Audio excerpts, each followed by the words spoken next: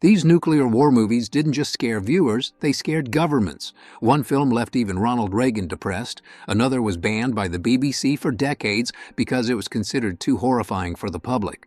A third convinced people a real nuclear strike had happened. These aren't disaster blockbusters. They're the films that came closest to showing what the end of the world would actually look like, and believe me, it's absolutely terrifying. Here's a movie that starts out looking pretty normal. Anthony Edwards plays Harry, he meets Julie, they hit it off.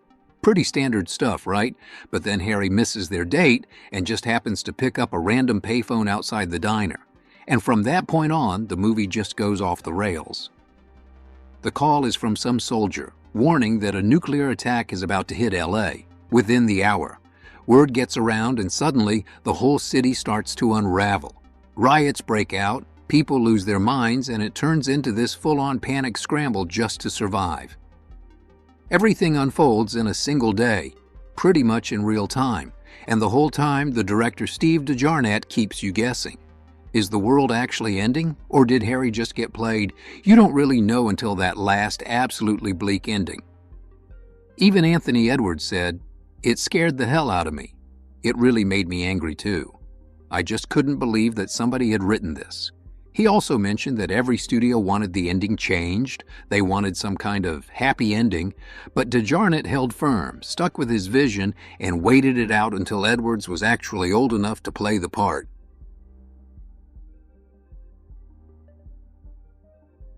Now, you can't really talk about nuclear panic in the 80s without bringing up The Day After.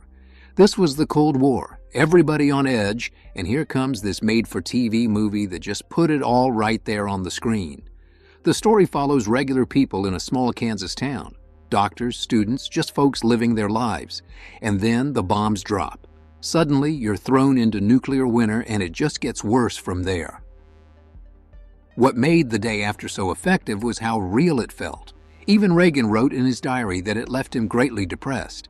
It was scary, but there was still this idea underneath that people could pull together and maybe, somehow, survive. The Pentagon hated the script from the start. Declassified files show that the Department of Defense rejected it because it showed a nuclear war starting by accident, just a spiral of mistakes between the US and the Soviets. The Department of Defense wanted the Soviets clearly blamed as the bad guys. They even tried to force the filmmakers to change the whole story, or else no military support. But director Nicholas Meyer didn't back down.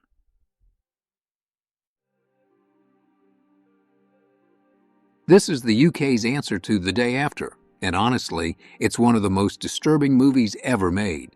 It follows two families in Sheffield as tensions between the US and Soviet Union spiral into all-out war. And unlike The Day After, Threads doesn't even pretend there's hope at the end.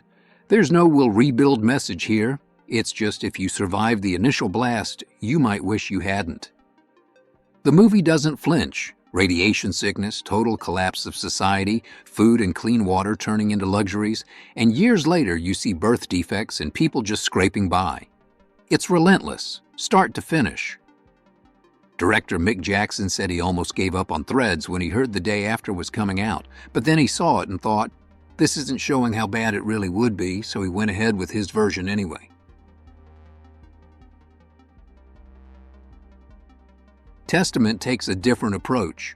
Instead of soldiers or politicians, it's just about a regular family in a small California town slowly falling apart after a nuclear attack.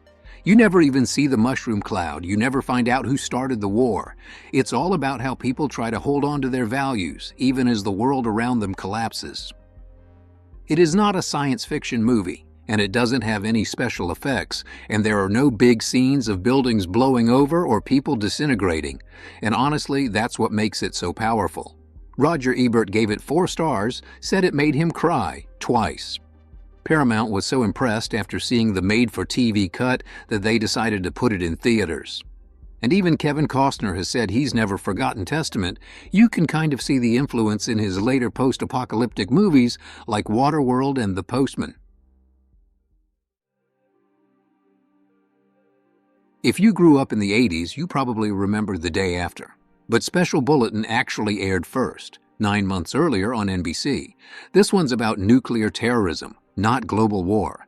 It's set in Charleston, South Carolina, and plays out like a live news broadcast, almost like a war of the worlds for the nuclear age.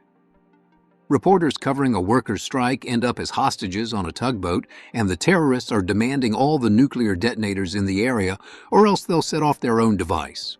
The whole thing unfolds as fake news coverage, and it's surprisingly effective. Even today, it still feels a little too real.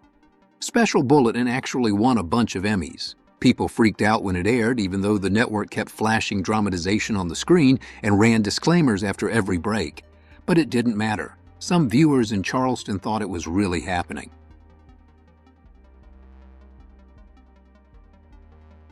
This is pure Cold War paranoia, but told in a way that feels a little too real. The whole thing plays out through a live TV news report. Imagine sitting in your living room and watching the world basically slide into World War III in real time. The interesting thing is, unlike other news broadcast movies from that era like Special Bulletin or Without Warning, this one doesn't just stick to fake news. They break it up with scenes following the journalists behind the scenes, debating, reacting, and trying to process what's happening. The whole thing starts with a financial collapse in South America and just keeps escalating. You see how the media tries to keep up and how quickly everything unravels. What really works is that they never actually show the nuclear exchange. They keep the focus on the buildup, and that tension is just off the charts. You're waiting for the worst, and they don't let you off the hook until the end. Needless to say, there's no happy ending here.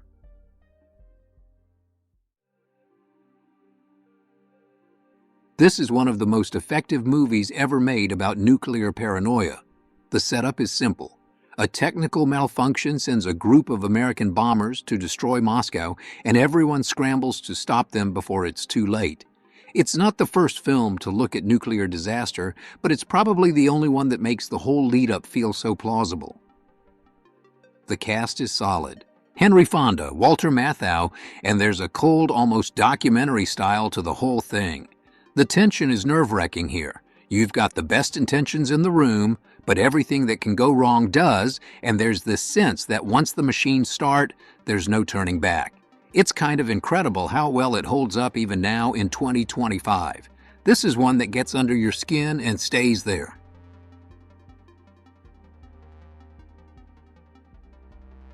When the Wind Blows is a British animated film, but don't let that fool you. This is one of the darkest takes on nuclear war you'll ever see.